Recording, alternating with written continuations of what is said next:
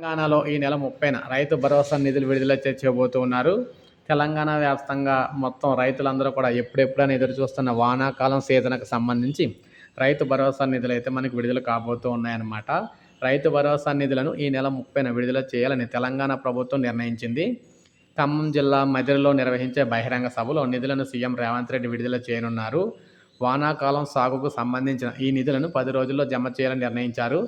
సచివాలయంలో మంత్రులతో ప్రత్యేకంగా నిర్వహించిన సమావేశంలో పలు అంశాలపై సీఎం చర్చించారు. హైదరాబాద్ మెట్రో రైలు, ధాన్యం కొనుగోలు, బీబీసీ రామ్జీ పథకం, కేంద్ర ప్రభుత్వ వైఖరికి సంబంధించి కూడా చర్చించారన్నమాట. సో ఇందులో భాగంగా వానాకాలం రైతు భరోసా నిధులైతే ఈ నెల 30న విడుదల చేయాలని చెప్పేసి తీర్మానించడం జరిగింది. సో అందరికీ ఒకేసారి అయితే విడుదల చేస్తామని చెప్పడం జరిగిందనమాట. సో ఇది మనకు అప్డేట్. ఒక లైక్ చేయండి, సబ్స్క్రైబ్ చేసుకోండి, మన ఛానల్ సబ్స్క్రైబ్ చేసుకొని ఫాలో అవుతుండండి. ఎందుకంటే ఎప్పటినుంచో రైతు భరోసా నిధులనేది ఒకేసారి కాకుండా విడతల వారీగా వేస్తూ వచ్చారు.